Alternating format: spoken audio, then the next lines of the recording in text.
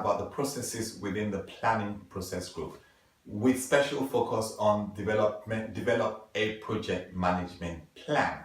But before I go on to that in detail, I'm just going to go through what we're going to talk about today. We're going to talk about planning itself and the processes as the planning as what it is as a whole. We're going to go through what plans are and what documents are, and basically touch base on the differences between the plans and documents. And then we're going to take a bit of a shallow dive, or not necessarily a deep dive, but a shallow dive onto the actual develop a project management plan process, which is what we're going to talk about mainly today. Now, before I go on, I actually want to tickle your thought process a little bit. When you hear the word project delivery, what comes to mind?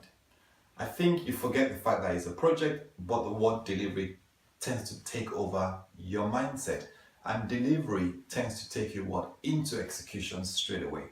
And today, the many failings of many projects is lack of proper planning. Not necessarily because the project manager is himself incompetent, but perhaps because of the rather unrealistic constraints that have been placed on the project manager by the organization, the project sponsor, their managers, or whoever it may be, to deliver the project quickly and on time so that they could close the books on it, or for whatever reason, realize the benefits earlier or as soon as possible. So planning goes straight out of the window.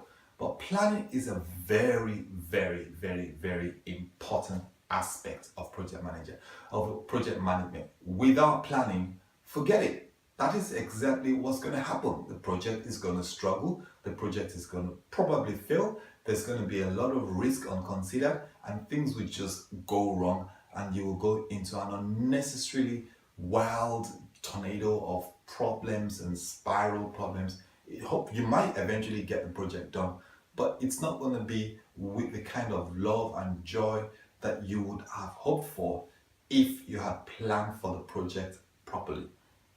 Now, so the planning process group is very, very important to any project management process. Okay?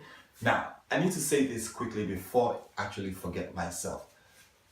Project management plan is different from a project plan. A project management plan is pretty much defining and understanding essentially how you want to approach delivering the project. And that involves how you're going to execute, how you're going to monitor, how you're going to control, how you're going to close the project, who is going to be involved, when you're going to do what you're going to do, how what you're going to do, and all that stuff. That is what a project management plan is about. The how, the who, the when, the what. Not just the project plan. The project plan is more of a list of activities that you want to do and when, and possibly the resources and how long it may take.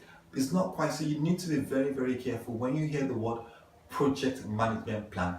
Don't start thinking your Primavera application, or start thinking your MS Project 2010 application, or whatever it may be. Think of a document that you need to put down that will need to be reviewed and understood and agreed, baseline and signed off that yes, we're happy with the approach you want to take to actually deliver this project. That is what a project management plan is.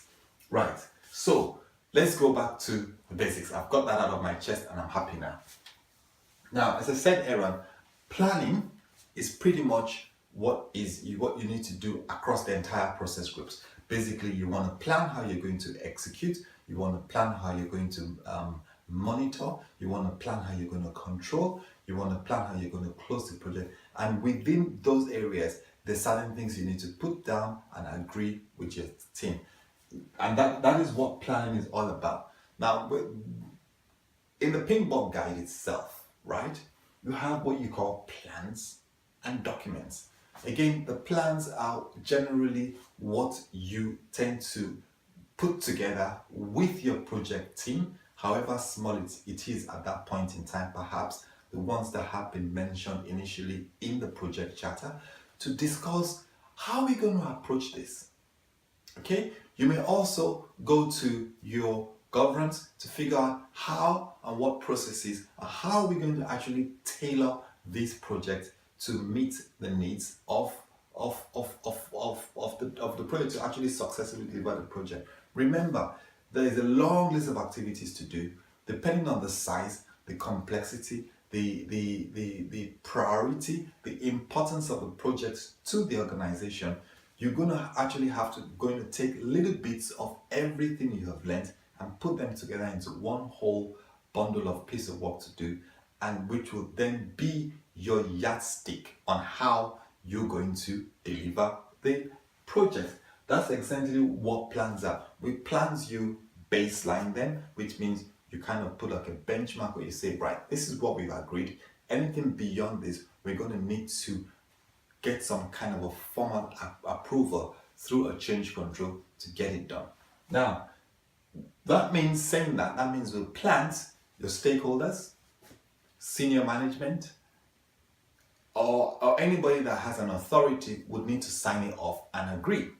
But then you also have what you call documents. Now, documents are pretty much like the personal artifacts of the project manager or the project management team who are directly involved in actually delivering the project.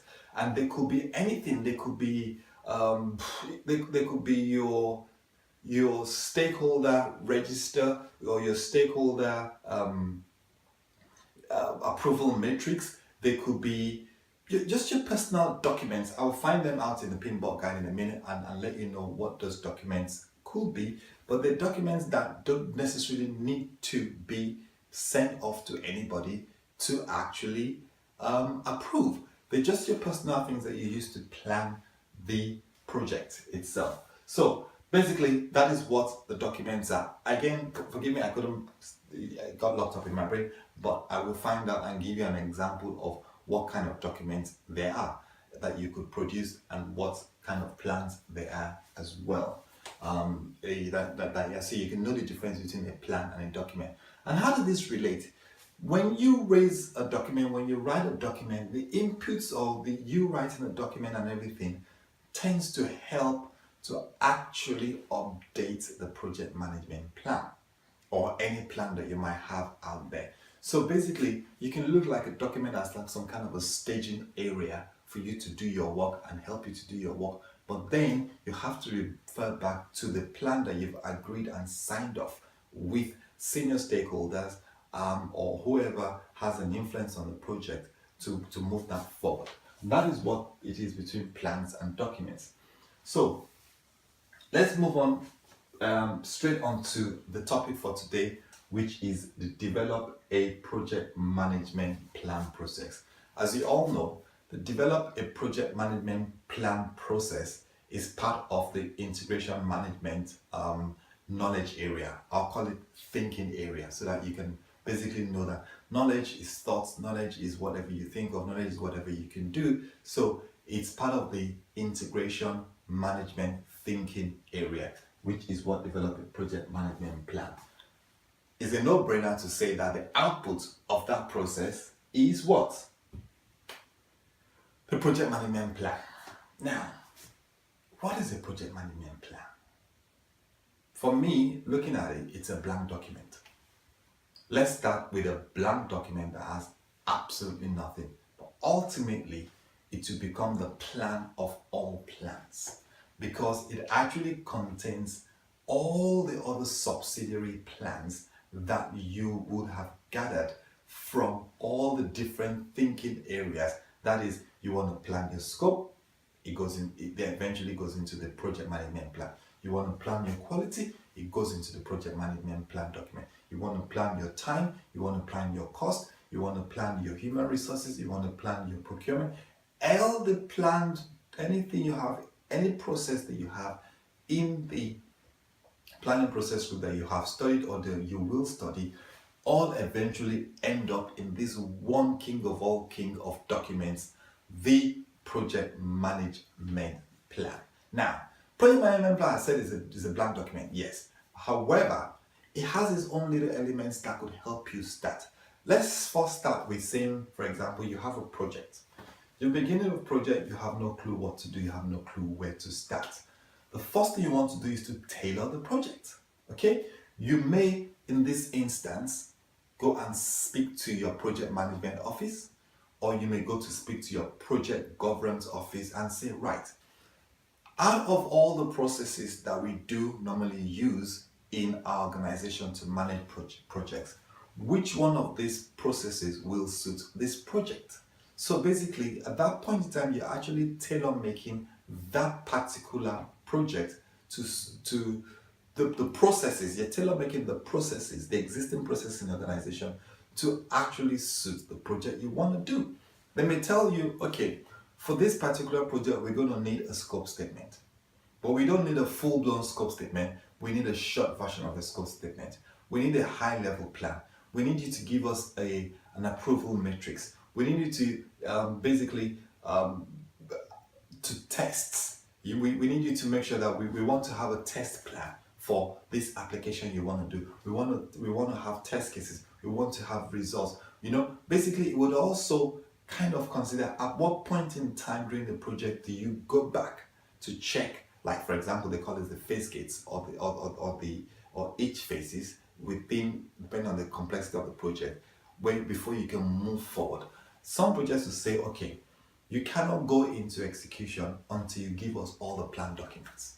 Some of them will say you can't even go into anything until you present your entire plan to the governance board or you to the executive board. So it depends on each individual organization. They want their projects to be managed in such a way that they have high visibility, the approach. Okay, now that is a starting point.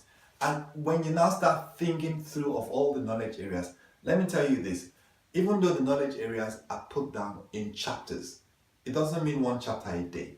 You could be thinking of all the thinking areas in one day. You could be thinking about the costs. Within an hour, you're thinking about the quality. Within that same hour, you're thinking about who you're going to resource.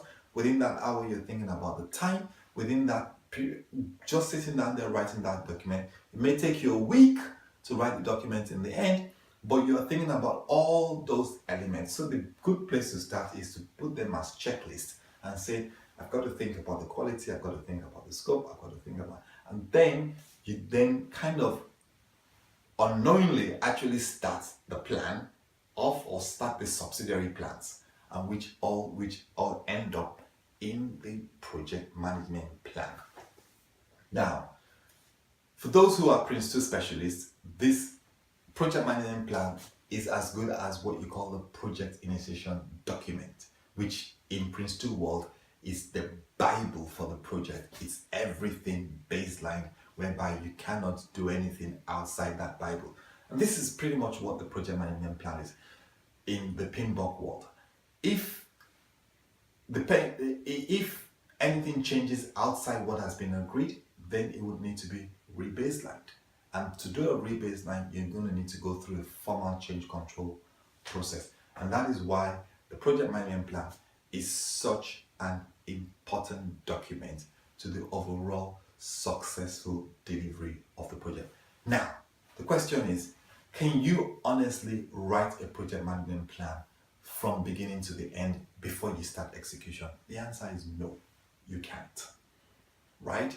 You're going to most likely start somewhere and try and run to do a few other things, not necessarily go on to execute, but you're going to try and work on a few other things, and then you come back to the project management plan and you basically make changes. In the PMP world, this is called progressive elaboration. That means you're progressively elaborating on the content of the project management plan before it is finally baselined. And even after it has been baselined, it is even progressively elaborated, only this time around through a change control. So you need to understand that the project management plan is not a static document. Even though it is not infinitely unstatic, it is not a static document. At some point in time, you've got to draw the line and say, right, we can only think this far, we think these processes have been agreed, this is going to work, we've got to start something.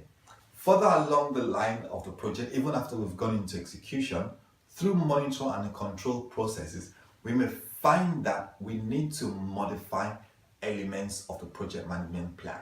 However, whatever happens during the course of execution, monitoring, and control, and even closure, the project manager or the project management team would always refer back to the project management plan to understand what has been agreed initially and what deviations are we looking at, so that we can deal with how we're going to approach it. That's essentially what the project management plan is about. So, how do we develop the project management plan? What kind of documents, what kind of inputs could we look into to developing a project management plan? There's a list in the pinboard guide, but I've written down my own list, which means that you can't just limit your mindset to what's on the book, because the book says it contains but not limited to. Okay? Project charter, that is your chief document to developing a project management plan. Think about it. You got a project charter that you develop it as part of the integration knowledge area in the initiation process group. Technically speaking, it's the only document in existence that is official, okay? And that is where you have extremely high level information about the project in its face, in the first place. So at the end of the day, where is a better place to go to look for information, to start developing the project management plan before you go on to progressively elaborate it? The project charter, it's a no-brainer there. The next thing is, you're trying to figure out more about the project. You're trying to figure out exactly who should be involved and who, whether it's they have a third party involved or whatever it may be. The statement of works will give you some information as to how to approach the project itself, how to plan the project. That would work. The stakeholder register also could help you. You may have a stakeholder who is difficult. You may have a stakeholder who is hardly around. You may have a stakeholder who there are peculiar things around them and an influence, and you need to be able to plan how you're going to manage the stakeholder. And that is why the stakeholder register is another good document for you to look into to actually manage or to plan your project approach. Outputs from other documents, I can mention all the various other documents that you might have created on the sidelines towards meeting this project. Outputs of these documents help you to basically develop the project management. You will learn further on in the course of the study or in the course of your private study that many of the project document updates, which are outputs of monitor and control processes, in most cases end up to be inputs to actually updating the project management plan. You have also the enterprise environmental factors, the policies, the project management information systems, the governance standards, the political nature of the actual organization, the politics, the culture, everything you could think about that is external and outside the control of the project manager would also affect the project development of the project management plan, and of course the almighty organizational process assets, which lessons learned from other projects, templates that you may get from your colleagues, templates that you may get from the project management office, templates that you may get from the project governance office, templates that you may get from your SharePoint list of folders, templates you may get from the whole folder structure in your organization. All this can actually help you to start to develop the project management plan. Now, what are the tools and techniques that you could employ in this? Those are pretty straightforward. A project management plan is not developed by yourself. It's developed by the project management team, however little they may be. You all sit down, have your meetings, which is a tool and technique, to actually discuss the project, discuss exactly what the business objectives are, discuss exactly what you're trying to achieve, and then you go on to discuss how you go about it. Now, how do you do that? In the first place, look at it. It all links together. You brainstorm. Okay? Brainstorming is a technique in developing a project management plan. Expert judgment from those who might have done similar projects before, expert judgments from consultants, expert judgment from the senior stakeholders, expert judgment from the sponsor. All these people could help you to understand what you need to do to actually develop a project management plan. So you have meetings, facilitation techniques is what they call it, and facilitation is things like about brainstorming and finding ways to get people to work together to actually deliver a product or to get a result out of them. That's what facilitation is pretty much about. You are basically coordinating the activities to make sure that you get something out of them. And that's pretty much what it is all about. Again, very quickly, develop a project management plan is tailoring to project approach. It's progressively elaborated, and who develops it? It's the project management plan. I would like to, in conclusion, very quickly read what the planning process is. Very important for the exam to know exactly what planning process group you are in. Forget the knowledge area, honestly. If you know the planning process group, what you're thinking in terms of knowledge area is easy. I mean, if they're talking about cost and talking about, do you need to think that you need to really wonder whether they're talking about cost there? No. Do you really need to wonder whether they're talking about scope or quality? No. But if you don't really understand how these different processes fit within the process groups, I believe it makes the exam a lot more difficult. Now, the pinball guy says the planning process group consists of those processes performed to establish the total scope of the effort, define and redefine the objectives, and develop the course of action required to attain those objectives. The planning process group developed the overall project management plan and project documents that will be used to carry out the project. So that's pretty much what that is. I'm going to go straight to chapter 4, which talks about the develop a project management plan, and I will define that very quickly, reading straight from the horse's mouth. Develop a project management plan is the process of defining, preparing, and coordinating all subsidiary plans and integrating them into a comprehensive project management plan. The key benefit of this process is what? A central document, the king of all documents, that defines the basis for all project work.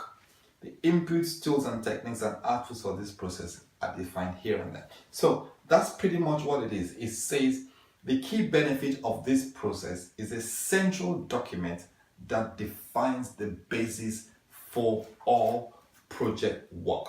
So examples of plans, subsidiary plans, are communication management plan, cost management plan, human resource management plan, procurement management plan, process improvement plan, quality management plan, risk management plan, scope management plan, stakeholder management plan, cost baseline, schedule baseline, scope baseline, project management plan updates. So there you have a lot of plans that could be used for projects. Now, documents. I mentioned I was going to give you a few examples of documents so that you don't miss this, listen to this video without having an idea the difference between a document and a project management plan. Document, for example, are things like activity attributes, activity cost estimates, activity duration estimates, activity list, agreements, basis for your estimates, your change log, your change request, your issue log, your milestone list, your procurement documents, your procurement statement of works, your project calendars, even your project charter is seen as a document, project funding requirements, project schedule, your project schedule network diagrams, your staff assignments, your project statement of work, quality checklist, quality control measurements, quality metrics, requirements documentation, requires traceability matrix, resource breakdown structure, resource calendars, risk register, schedule data, seller proposals, selection criteria, even your stakeholder register is deemed a document, the team performance assessment. I think in all of this, what I can say is the project charter seems to be the only one that defines the meaning of a project plan, because the project charter is essentially seen by senior stakeholders as well and is signed off. Every other one here doesn't necessarily need to be seen or signed off by anybody. It's just used by the project manager and the project management team. But all your plans must be seen and signed off. Well, in most cases, I'm not going to use an absolute in this case, should be seen and signed off and agreed and baselined, okay, by your senior stakeholders or whoever has authority over the project. I hope this particular topic, however deep or shallow have touched it, has enlightened you on the develop a project management plan process. And just settle your mind, read through it, ponder over it, watch me on your TV, put your internet CV, go straight to YouTube and watch it like you're watching a film or your BBC or whatever channel that you're watching, and just listen to it, and it makes it a lot easier, makes it a lot nicer for you to listen, watch and learn, rather than the formal process of sitting down in a room or something like that. Thank you, and hope to see you in my next video, where I will be talking about a different process. Most likely right now we're talking about maybe stakeholder management plan is the next one I'll be going through, and I hope we have a good time as we have done now. Thank you, and see you soon.